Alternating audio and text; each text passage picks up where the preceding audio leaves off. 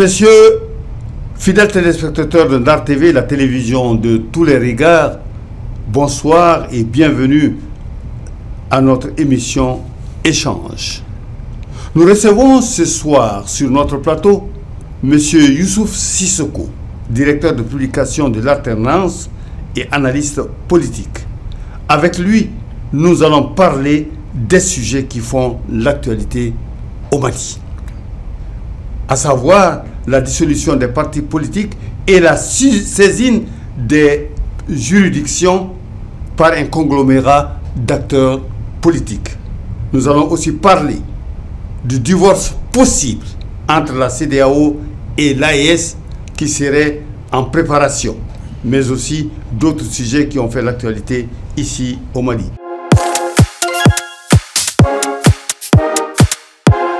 Sissoko, bonsoir et bienvenue sur notre plateau. Bonsoir à tous les téléspectateurs de Ndar TV.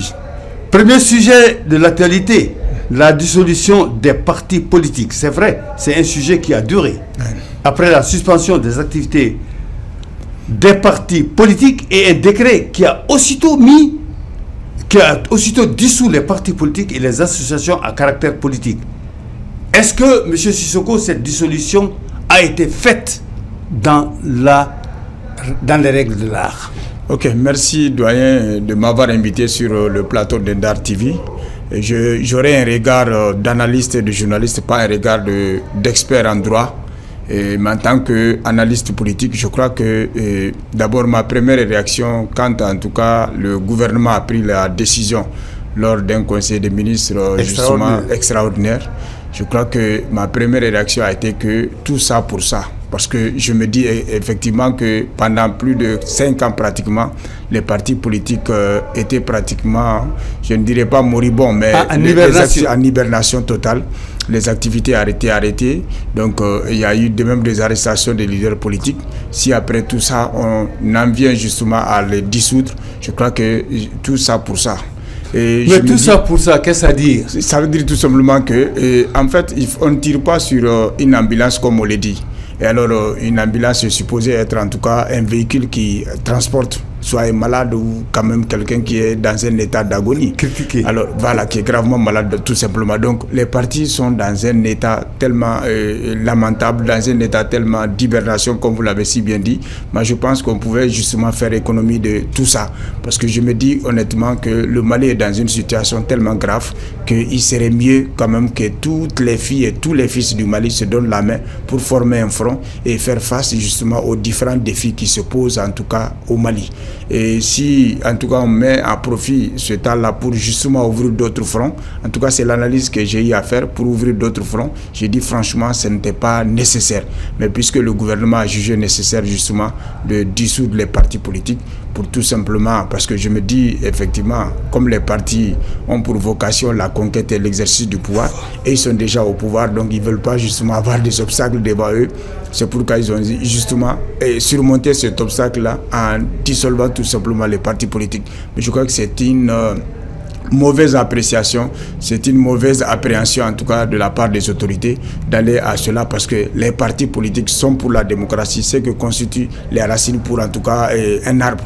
Donc c'est les partis politiques qui animent véritablement la démocratie à partir du moment où nous sommes jusqu'à preuve de contraire dans un état démocratique, puisque la nouvelle constitution qui a été votée consacre largement en tout cas une très large part à la démocratie. Donc vraiment je trouve que c'est un gâchis de trop et que le temps est tellement précieux pour la transition pour le Mali aujourd'hui qu'on a autre chose à faire plutôt que de s'attarder sur des choses comme ça. Oui, est-ce à dire que la dissolution des partis politiques pourrait amener l'accalmie dans ce pays? Mais bien loin de là, parce que vous savez, j'ai tout le temps dit que dans un pays, quand on veut chaque fois étouffer toutes les voix discordantes, toutes les voix critiques, je crois que c'est une très mauvaise chose, parce que dans un pays, il faut permettre aux gens de s'exprimer.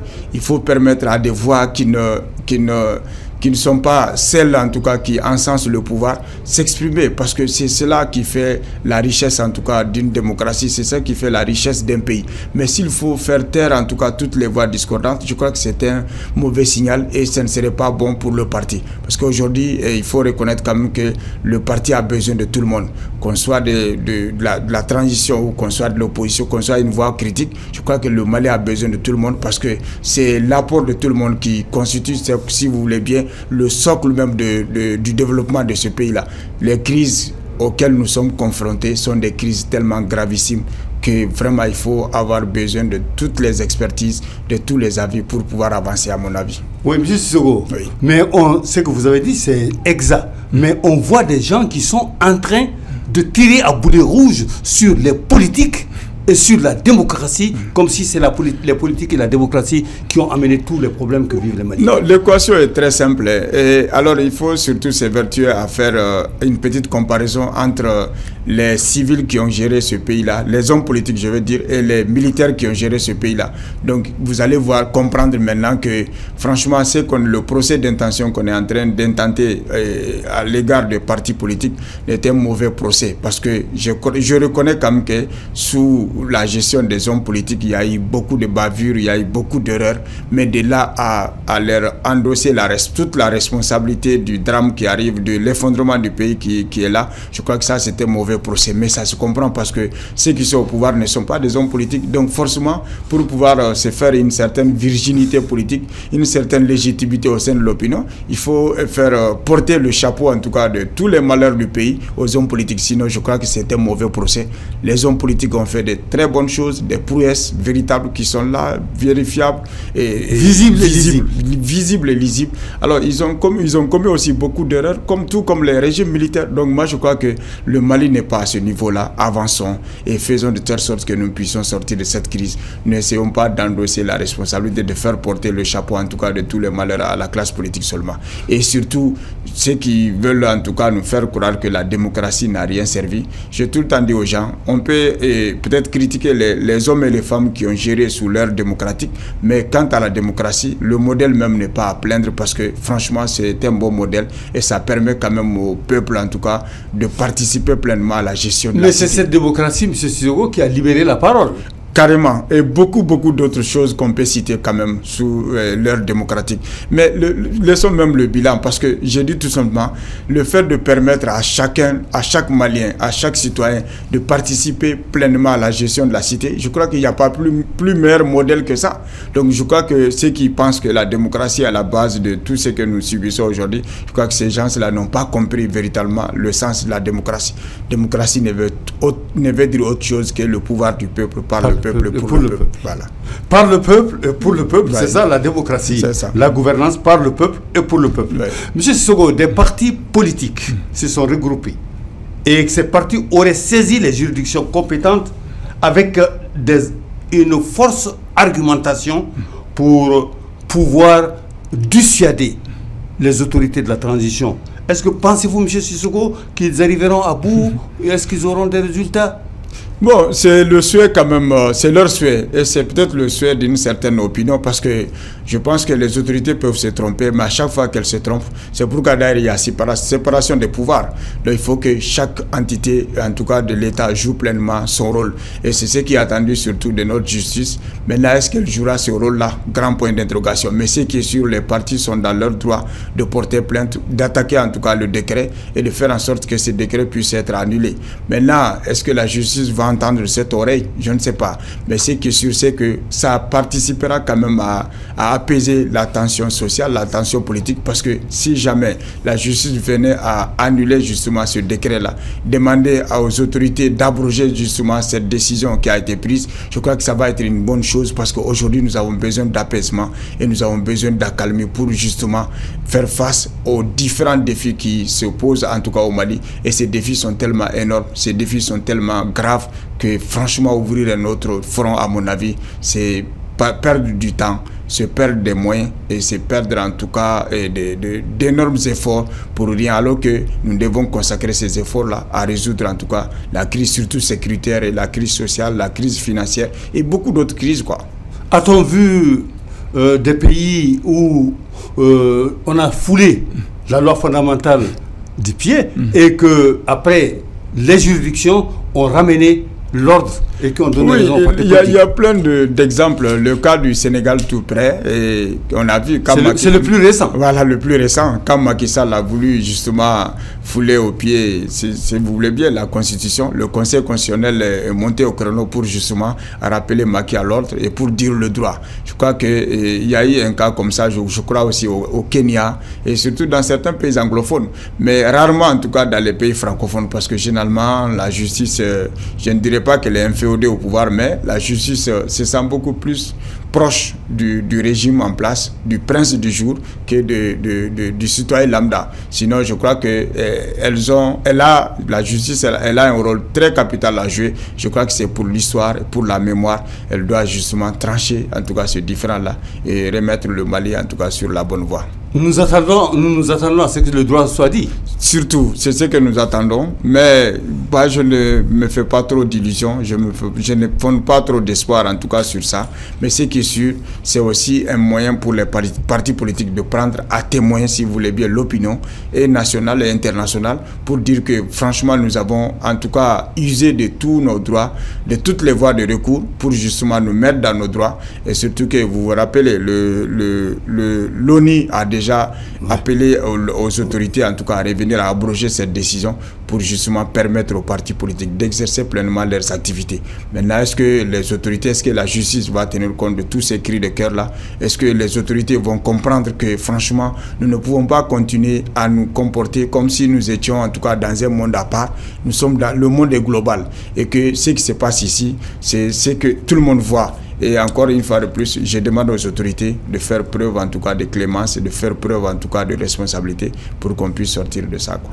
Mais au cas où les politiques n'auront pas gain de cause, est-ce qu'il y a d'autres alternatives qui existent? Oui, bon, je ne sais pas trop parce que à partir du moment où les partis sont dissous, je crois qu'on ne peut pas parler de manifestation. En tout cas, si manifestation devait organiser, ce ne serait pas dans le cadre politique.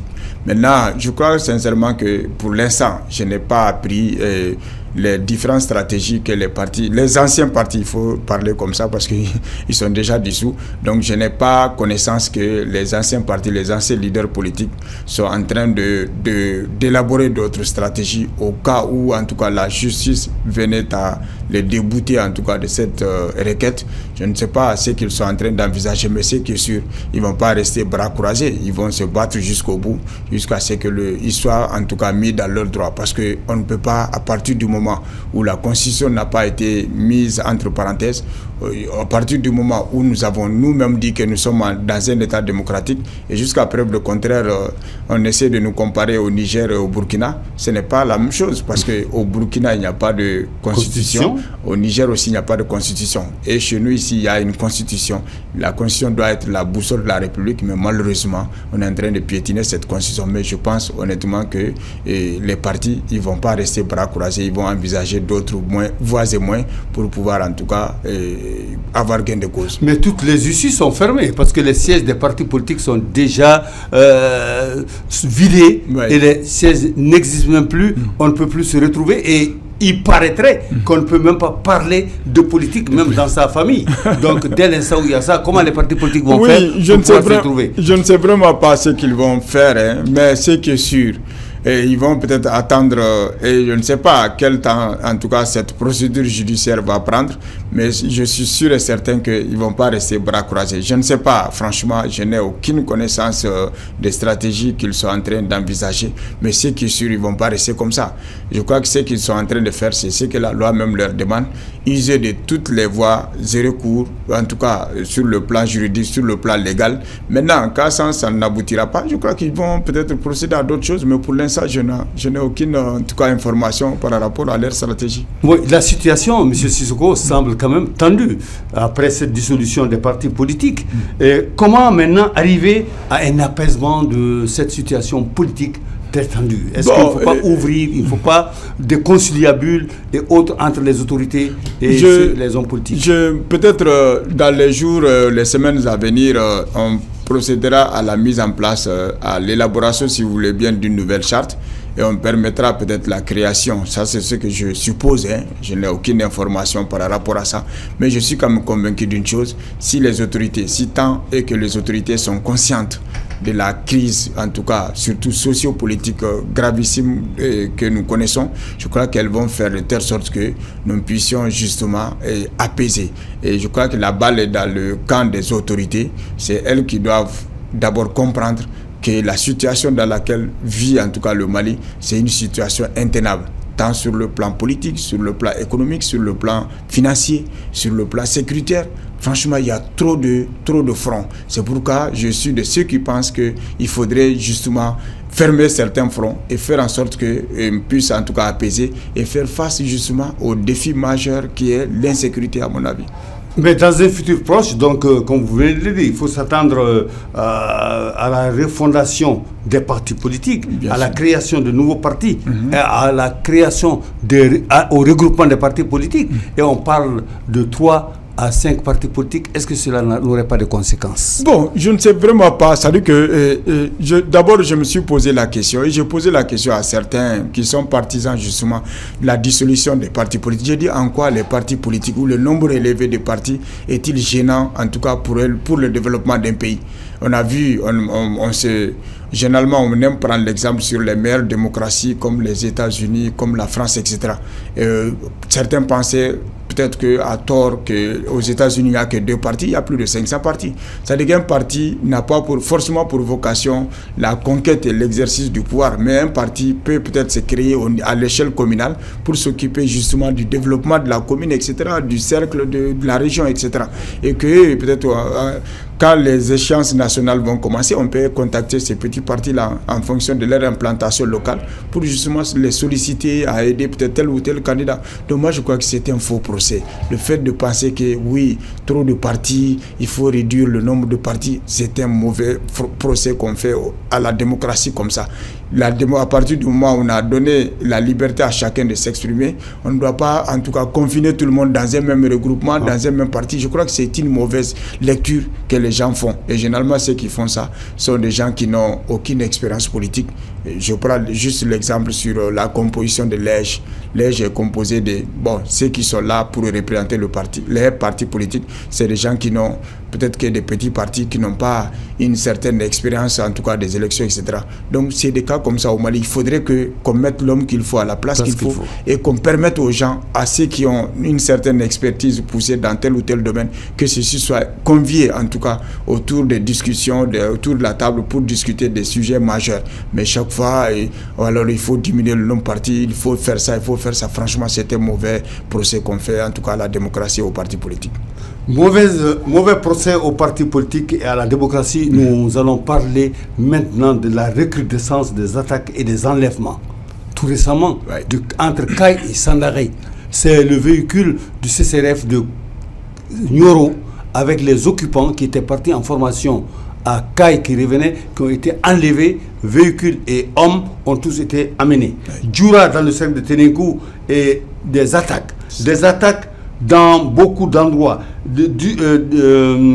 mise à feu des appareils d'extraction d'or, et voilà autant d'attaques. Qu'est-ce qui explique tout ça ces derniers temps, la recrudescence? Oui, ça c'est prévisible, hein. En fait, tous les grands analystes ont vu ça venir parce que, imaginez, alors des pays, quand on prend les 3 pays de l'AES, c'est des pays qui n'ont pas de très grands moyens. C'est des pays qui, en fait, ont tout le temps été des cibles, en tout cas pour les terroristes. Alors, si, en tout cas, malgré l'énormité, en tout cas, de ces défis-là, on se permet justement d'ouvrir d'autres fronts. Je persiste ces signes parce que certains pensent que moi, je parle trop de fronts et qu'il n'y a pas assez de fronts. Non, franchement, il y a trop de fronts. Et je crois que ce qui favorise ça, surtout, c'est surtout la situation socio-économique, en tout cas, du pays. Parce que, vous savez, les candidats généralement au djihad ou au terrorisme, là, c'est des gens généralement des jeunes désœuvrés, des jeunes qui n'ont même pas certainement de points de chute, qui n'ont pas d'emploi. Alors, tu leur proposes quelque chose comme, en tout cas des miettes, ils vont sauter sur, en tout cas, l'occasion. Donc, je crois que c'est pour tout ça là que j'ai tout le temps dit, en tout cas, aux autorités, de faire face à cela. Et pour faire face à cela, il faut justement apaiser le climat social, le climat politique.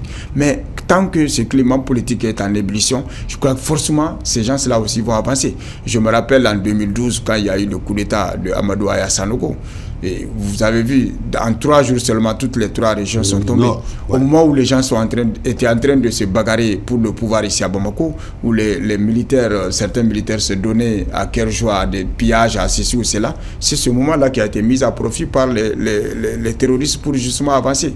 Donc je crois que c'est la même chose maintenant. Tant que Bamako est en ébullition, la capitale est en ébullition sur le plan social, sur le plan économique, sur le plan politique, je crois que forcément ces gens-là vont profiter de la situation. Donc je dirais tout simplement aux autorités de faire en sorte que au moins que la situation s'apaise à Bamako et que les Maliens en tout cas soient rassemblés. Et pour qu'il y ait ce rassemblement-là, il faudrait que les autorités fassent en tout cas une certaine ouverture vers l'ancienne classe politique, vers la société civile, vers tout le monde pratiquement pour faire un rassemblement. Pourquoi pas, peut-être je dirais, certains ne seront peut-être pas d'accord, pourquoi ne pas mettre en place un gouvernement d'union nationale qui regrouperait en tout cas toutes les sensibilités sociopolitiques en tout cas du pays pour permettre au moins de rassembler tout le monde et de faire face, d'avoir un seul front face en tout cas à ce front-là. Nous allons nous mobiliser. Mais tant qu'on va continuer comme ça, on ouvre un front aujourd'hui, on ouvre un front demain, on ouvre un autre front après-demain, je crois que ça va s'aggraver et je crois que le Mali n'a pas intérêt à ça. Monsieur Sogo, nous allons aborder le dernier sujet, ou bien l'avant-dernier sujet. Le ministre de la Défense, le général d'armée Sadio Kamara, était à Kidal. Ce qui prouve à suffisance que Kidal est maintenant dans le giron du Mali. Ce qui veut dire qu'on peut se déplacer paisiblement, aller à Sikasso, à Kidal. Oui, d'accord, on peut applaudir en tout cas ce geste du ministre de la Défense. Mais je crois que c'est encore une fois de plus, je ne sais pas quelle interprétation les gens font de, en tout cas, ce concept où Kidal est maintenant dans le giron malien. Kidal n'a jamais quitté le giron malien en réalité. Jamais. Parce que, en fait, j'ai tout le temps dit aux gens, les frontières issues de la colonisation sont des frontières intangibles. C'est-à-dire qu'on ne peut pas les toucher. Même s'il arrive souvent où des pays peuvent avancer de quelques kilomètres, mais tant qu'il y a l'arbitrage peut-être mondial, sous-régional, etc., on a tout le temps rectifié des choses comme ça. Donc, Kidal a tout le temps été dans le giron malien. C'est vrai, à un moment donné, il faut reconnaître quand même qu'il y avait d'autres gens qui dictaient leurs lois et que l'État malien était très très affaibli à ce niveau-là. Donc si on arrive justement à récupérer cela, mais encore une fois de plus, je crois que le fait seulement qu'une autorité, qu'un officiel foule le sol de Kidal, je crois que c'est une très bonne chose, mais ça ne suffit pas. Parce qu'en réalité, moi je dis, et je le répète encore, il faut le dialogue, il faut le dialogue. Même ceux qui ne reconnaissent vraiment pas les autorités actuelles et qui sont en rébellion, en dissidence, je crois qu'il faut faire de telle sorte qu'on puisse en tout cas les ramener dans le giron de la République, les ramener autour d'une table de dialogue et de négociation pour parvenir avec eux en tout cas d'un compromis, et ce compromis permettra d'apaiser totalement la situation. Il faudrait éviter qu'on soit chaque fois dans une situation de belligérance, dans une situation d'affrontement. Ça ne fait pas avancer un pays. Et tant qu'il n'y a pas d'apaisement, tant qu'il n'y a pas de paix dans un pays, il serait difficile en tout cas que ce pays-là avance véritablement. Oui, M. Sogo, parlons maintenant de ce procès de l'avion présidentiel. Félix Sissoko, malade, alité, transporté dans un lit d'hôpital au procès. Cela fait pitié. Et je crois que le ministre Malik Coulibaly est sorti pour demander la clémence et il y a son mot de la semaine. Vous pouvez rappeler ce mot? Oui. Bon, en fait, j'ai fait un édito même sur la situation et j'ai carrément critiqué franchement le tribunal qui a quand même, à mon avis, il n'est pas facile de parler de la justice au Mali parce que ça va être très difficile. Mais ce qui est sûr, c'est que l'image était très émouvante et franchement... je pense que le Mali n'a pas besoin de ça. Le Mali n'a pas besoin de ça. Je crois que tout le monde a cette soif, en tout cas, de vérité, surtout dans cette affaire-ci. Parce que, honnêtement, la situation a beaucoup duré. Et je me rappelle même Fili, qui est la principale accusée. Et elle s'est battue pendant des années pour que le procès puisse se tenir et que la vérité puisse en tout cas éclater au grand jour, pour qu'elle puisse laver son honneur et que l'opinion sache véritablement ce qu'il en est réellement. Mais malheureusement, pendant 3 ans, 4 ans pratiquement, elle n'a pas pu obtenir en tout cas la tenue de ce procès-là. Maintenant que le procès avait été ouvert dans un premier temps, pendant quelques semaines, après, bon, il a été fermé et on a voulu rouvrir encore le procès, mais malheureusement, je crois que le 22 mai, l'image qu'on a vue, en tout cas, une accusée transportée sur une civière pour draper, franchement, pour aller déposer ça devant le juge, je crois que c'est une image que le Mali ne mérite pas, en tout cas ça. Parce que nous voyons ça dans les films, nous voyons ça dans d'autres pays. Mais au Mali, franchement, l'humanisme, les valeurs sociales, c'est-à-dire que ce sont des vertus quand même qui ne doivent pas être foulées aux pieds. Maintenant, le faisant, je crois que je demanderai encore une fois de plus à la justice de faire preuve de clémence et de faire en sorte que ce procès-là, s'il devait se tenir, qu'il se tienne en tout cas dans les règles de l'art. Malheureusement, franchement, c'est quand même émouvant.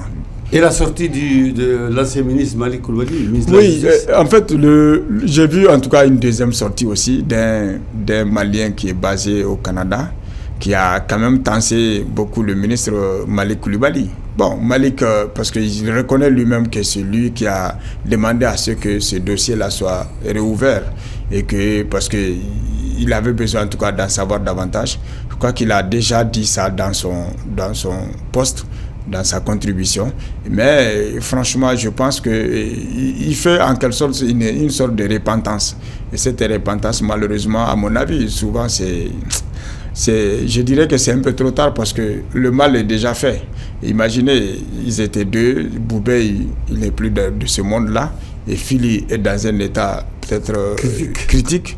Donc vraiment, je crois que sa repentance n'est pas venue au bon moment, quoi, à partir du moment où le dossier avait été classé par deux fois déjà, et que c'est lui qui a eu quand même l'idée d'ouvrir encore de nouveau ce dossier-là. Je crois qu'il endosse aussi la petite part de responsabilité, quoi. Mais ce qui est sûr, c'est bon quand même, c'est courageux de sa part en tout cas de faire justement cette repentance et peut-être de se remettre en cause et de demander surtout à la justice en tout cas plus de clémence et de tenir compte surtout de l'État, surtout qu'il a même proposé à ce qu'on fasse une vidéoconférence, si possible, à partir de son lit d'hôpital. Elle peut peut-être intervenir en tout cas si possible, et que franchement l'amener sur une civière et puis draper, vraiment, il a lui-même condamné ça à demi-mot, quoi. Donc moi je crois que c'est quand même regrettable.